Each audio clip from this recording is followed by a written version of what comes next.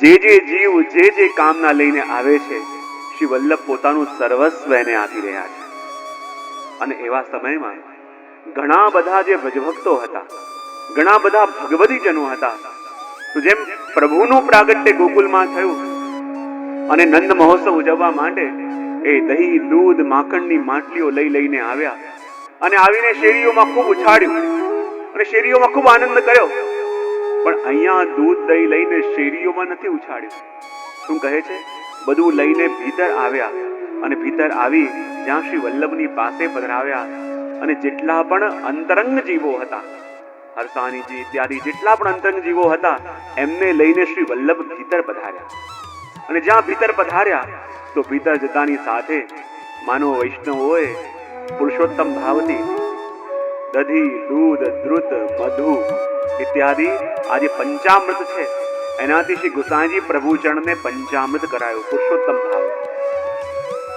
જય ઠાકોરજી પણ જન્માષ્ટમી પ્રગટે ત્યારે પ્રભુને પંચામૃત થાય ને, તો એ જ સ્વરૂપે પ્રભુ પ્રગટ્યા છે તો પંચામૃત કરાયું.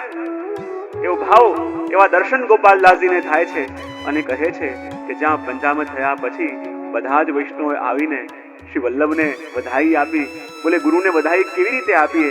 અને જ્યાં હરસાણીજી અને બધા જ અંતરંગ જીવો, પદ્મનાભદાસજી ઇત્યાદિ બધા જ વૈષ્ણવો બોલે ગુરુને એમને વધાઈ તો ન અપાય, ગુરુના ચરણ પકડીને વધાઈ આપીએ.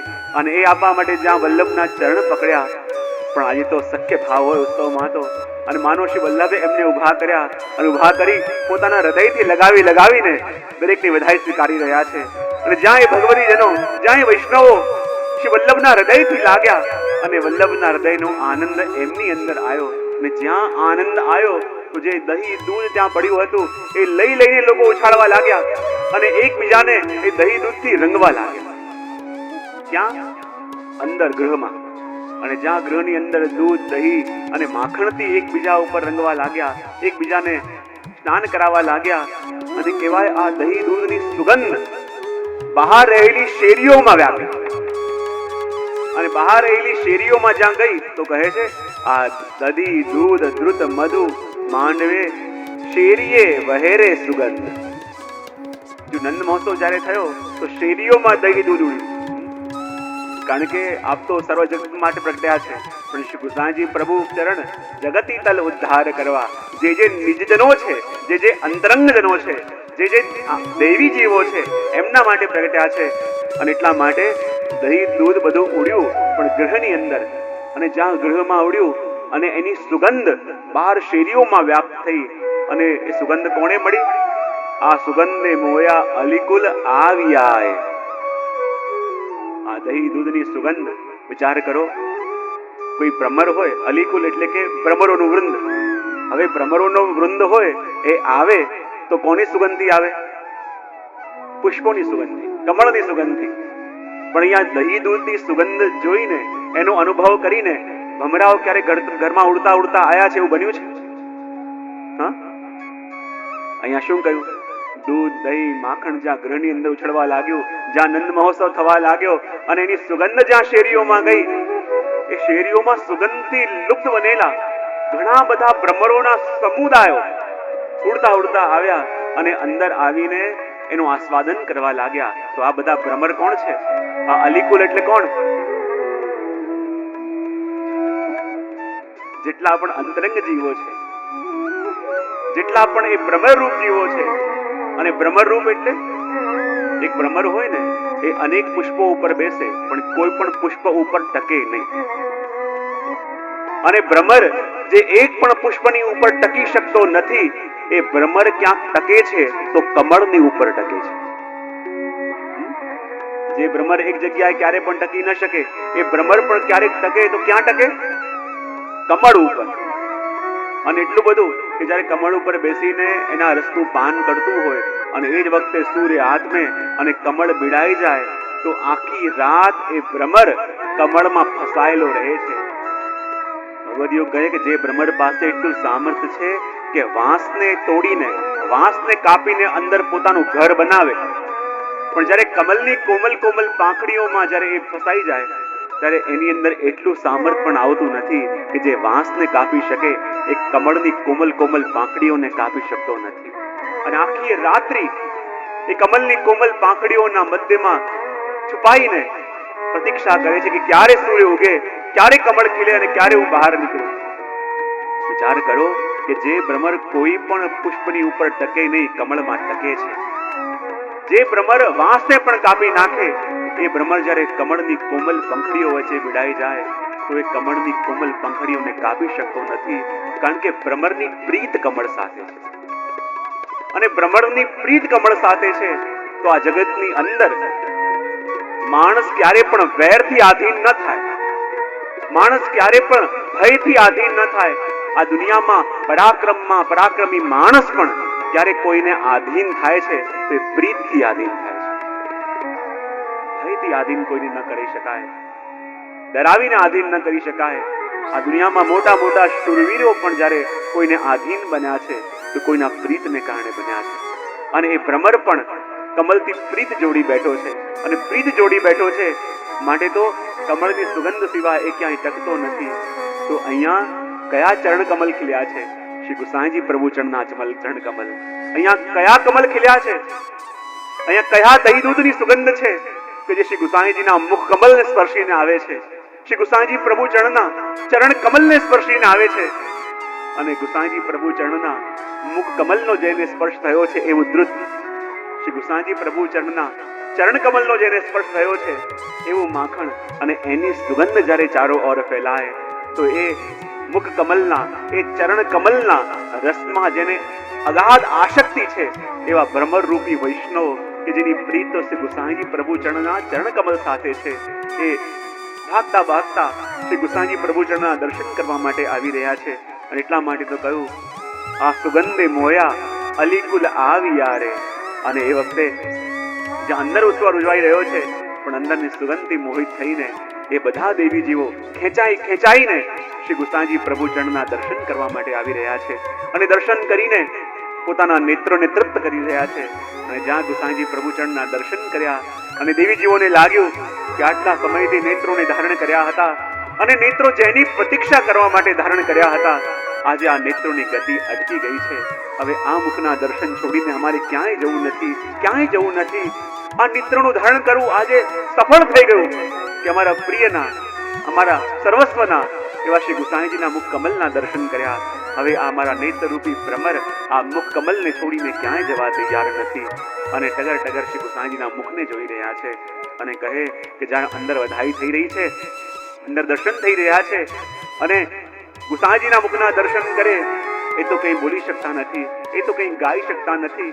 કારણ કે જે રસ પામ્યો એનું વર્ણન કરવું હોય તો રસથી થોડી વાર માટે બહાર આવવું પડે. કોઈ વ્યક્તિ હોય એનું મુખ પકડીને તમે સાગરમાં બોળી દો અને કહો કે બોલ, બોલી શકશે? રસમાં ડૂબેલા હોય બોલી ન શકે. બોલવું હોય, જે રસનો સ્વાદ ચાખ્યો છે, કહેવું છે તો થોડી વાર માટે રસ સાગરથી બહાર આવવું પડે. અને આ જે વૈષ્ણવ ભીતર પ્રવેશ કરીને ગયા છે એ તો રસ સાગરમાં ડૂબ્યા છે. અને રસ સાગરમાં ડૂબ્યા છે તેમની પાસે એટલી શક્તિ પણ નથી રહી કે જે રસનો પ્રાપ્ત કરી રહ્યા છે, જે રસને પામી રહ્યા છે એનું વર્ણન કરી શકે. પણ આજે કંઈ કહેવા પણ માંગે છે, આજે કંઈ વધાઈ ગાવા પણ માંગે છે, આજે શ્રી વલ્લભને વધાઈ આપવા માંગે છે, પણ કેવી રીતે આપે? માનો શ્રી વલ્લભ એમની મનના ભાવો જાણી લીધા હશે, એ તો નહીં ગાઈ શકે, પણ એવી કૃપા કરી કે બહાર અનેક સૂત, આજે દ્વાર ઉપર જેટલા પણ સૂતજનો, માગધ, સાધુજનો, બંદીજનો આવ્યા છે, બધા શ્રી વલ્લભને વધાઈ આપવા માટે આવ્યા છે. પણ જ્યાં અંદરનો આનંદ બહાર આવ્યો અને દહીં દૂધ જ્યારે બહાર પણ ઉડવા લાગ્યું અને દહીં દૂધ ઉડવાને કારણે, એ હલ્લરનું દહીં ઉડવાને કારણે બધા એવા પિત્ત રંગના બન્યા છે, બધા એવા એક રંગે રંગાયા છે, બધાને આનંદની અભિવ્યક્તિ કરવી છે. પણ કોણ કોણ આવ્યું છે, આ કોણ છે, એકબીજાને જાણતા નથી. બસ એટલું જ જાણે છે કે જેના ઉત્સવના આનંદથી હું અહીંયા આવ્યો છું તો આ પણ એનો જ ઉત્સવ મનાવે આવ્યો છે. અને એકબીજાને મળ્યા તે માહોમાં, એકબીજાને હૃદયથી લગાવી એકબીજાને બેઠીને શ્રી ગુસાઈજીના પ્રાગટ્યની વધાઈ આપી રહ્યા છે. અને એટલો ઉત્સાહ દરેકના હૃદયમાં છે, એટલો ઉત્સાહ દરેકના મનમાં છે કે એ જાણતા પણ નથી કે આ કોણ છે, આ શું થાય, આ કોનું શું છે. જાણ્યા વિના એકબીજાને વધાઈ આપીને નાચી રહ્યા છે. અને કોને જાણે નહીં આ કયા પ્રકારનો છે, કયા વર્ણનો છે, બધા ભેદ ગયા. બસ એટલું જ ભાવ રહ્યો કે જે ગુસાઈજીના અમે છીએ એ જ ગુસાઈજીના આ છે, જે શ્રી વલ્લભના કૃપા પાત્ર અમે છીએ એ જ વલ્લભના કૃપા પાત્ર આ છે. જ્યારે એ ભાવ આવ્યો અને સાચા અર્થમાં પુષ્ટિની અનુભૂતિ થઈ, એકબીજાને હૃદયથી લગાવીને બધા નૃત્ય કરી રહ્યા છે. શ્રી ગુસાઈજી પ્રભુજનનો પ્રાગટ્યનો આનંદ મનાવી રહ્યા છે. અને આ ઉત્સવમાં સ્વયં શુભદેવજી પણ પધાર્યા. અને માટે 14મી કડીની અંદર કહે છે, સર્વે આનંદમાં રસમાં ડૂબેલા છે. ત્યાં કહેવાય શુભદેવજી મહારાજ પણ પધાર્યા.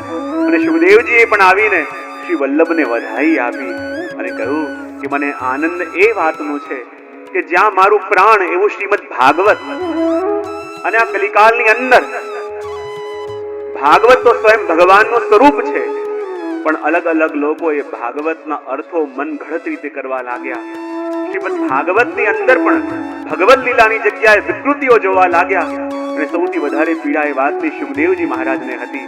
પણ જ્યારે ગુસાઈજી પ્રભુ ચરણ પ્રગટ્યા અને એક વિશ્વાસ એમને આવ્યો કે હવે જે ભાગવત છે એ ભાગવતના મૂળ સિદ્ધાંતો, એ ભાગવતના મૂળ રસને શ્રી ગુસાઈજી પ્રભુ ચરણ જરૂર લોકો સુધી પહોંચાડશે. એ ભાગવતના જેવા અર્થો ભગવાનને અભિપ્રેત છે એવા અર્થો પોતે પ્રગટ કરીને અને મારા ભાગવતનો મહિમા વધારશે. અને શુભદેવજી પણ આનંદમાં આવી ગયા. આનંદમાં આવી એમણે પણ શ્રી વલ્લભને વધાઈ આપી અને નિશ્ચિંતતા થઈ કે જરૂર મારા શ્રીમદ ભાગવતજીનો મૂળ રૂપે પ્રચાર થશે, મારા શ્રીમદ ભાગવતજીના મૂળ રૂપે વિસ્તાર થશે. અને આનંદમાં આવીને એમણે પણ શ્રી વલ્લભને વધાઈ આપી. અને આગળ કહે છે 15મી તુકની અંદર, ગોપાલદાસજીએ શ્રી ગુસાઈજીનું એટલું અદ્ભુત સ્વરૂપનું દર્શન વૈષ્ણવને કરાવી દીધું છે. સૌથી પહેલા તો આ કાલનો મહિમા ગાયો. ચાહે આખી દુનિયા કહેતી હોય કે આ તો કલિકાલ છે, આ તો કલિકાલ છે, આ કલિકાલમાં તો ભગવત નામ લઈ ન શકાય, આ કલિકાલ તો ઘણો દુષ્કર છે, પણ આપણા વૈષ્ણવોએ તો સદા કલિકાલનો મહિમા ગાયો છે. કારણ કે આ કલિકાલ તો સબ યુગતે અધિકાય. કારણ કે આ કલિકાલની અંદર અમારા વૈષ્ણવોનું સાક્ષાત કલ્પદ્રુમ એવા શ્રી વલ્લભ અને શ્રી વિઠ્ઠલ પ્રગટ્યા છે. અને વલ્લભ અને વિઠ્ઠલ જ્યાં પ્રગટ્યા હોય એ કાલ દુષ્કર કેવી રીતે હોઈ શકે? વલ્લભ અને વિઠ્ઠલે જ્યાં પ્રગટીને આ સેવા રસને વૈષ્ણવના ઘર ઘરમાં પહોંચાડ્યો હોય ત્યાં કલિકાલ દુષ્કર કેવી રીતે હોઈ શકે? અરે બીજા બધા યુગોમાં તો અનેક સાધના કરવી પડતી. ભગવત દર્શન માટે હજારો વર્ષ લોકો તપસ્યા કરતા, ત્યારે જઈને પ્રભુની ઝલક મળતી. સતયુગની અંદર, ત્રેતાની અંદર અનેક લોકો તપસ્યા કરતા, ત્યારે જઈને ભગવત દર્શનનો ક્ષણ માત્રનો અનુભવ થતો. પણ આ કલિકાલ તો કેટલો સૌભાગી છે કે જે કલિકાલની અંદર વૈષ્ણવના ઘર ઘરમાં વલ્લભે ઠાકોરજી પધરાવી દીધા છે. બીજા જેટલા પણ માર્ગ છે ને એ બધા માર્ગ ક્યાં સુધી? કોઈ તમે આટલી સાધના કરશો, આ કરશો, આ કરશો, છેલ્લે પડશું પ્રભુના દર્શન થશે, પ્રભુ મળશે. અને જ્યાં પ્રભુ મળે ત્યાં આવીને બધા માર્ગ અટકી જાય. બોલે પછી શું? બોલે પ્રભુ મળ્યા પછી શું બાકી રહ્યું? તો જેટલી પણ સાધના પદ્ધતિઓ છે, જેટલા પણ માર્ગ છે, જેટલી પણ પરંપરા છે એ ત્યાં આવીને અટકી જાય કે ભગવાન મળ્યા, ભગવાન સાથે સંબંધ થયો, તો બધા માર્ગ જ્યાં આવીને અટકે ત્યાંથી આપણા વલ્લભનો માર્ગ પ્રારંભ થાય. આપણી શરૂઆત જ થાય બ્રહ્મ સાથેના સંબંધથી. આપણી શરૂઆત જ થાય પ્રભુ સાથે જોડાઈને. આપણો પ્રારંભ જ થાય પ્રભુ સાથે એક થઈને. બધા આવીને અટકી જાય, આટલું કરશો તો બ્રહ્મનો સાક્ષાત્કાર થઈ જશે. પણ સાક્ષાત્કાર થઈ ગયો પછી કરવાનું શું? એ વાત વલ્લભ કહે છે, સર્વદા સર્વ ભાવેના ભજનીયો વ્રજાધિપા સત્યાય અયમેવ ધર્મો હિ નાન્ય સ્વાપી કદાચન. એ પ્રભુ મળ્યા અને પ્રભુને સેવા કરી, પ્રભુને રીઝવીએ, પ્રભુને પ્રસન્ન કરીએ અને પ્રભુને પામીએ અને પ્રભુના થઈને રહીએ. એ આ વૈષ્ણવની સાધના છે, એ આ વૈષ્ણવ માર્ગની સાધના છે. કે સાક્ષાત એના માટે તો આ કલિકાલની અંદર પણ કલ્પદ્રુમ સ્વરૂપે આપણા શ્રી ગોસાઈજી પ્રભુ ચરણ પ્રગટ્યા છે. એટલા માટે તો કહ્યું આ સકલ કલા કલિકાલમાં, આ કલિકાલની અંદર કલ્પદ્રુમ પ્રગટ્યો. અને જો એક કલીના જીવો માટે, કલિયુગમાં રહેનારા જીવો માટે એક કેટલું મોટું અભયદાન ગોપાલદાસજી આપે છે. જો સમજો તો કલ્પવૃક્ષ કોને કહેવાય?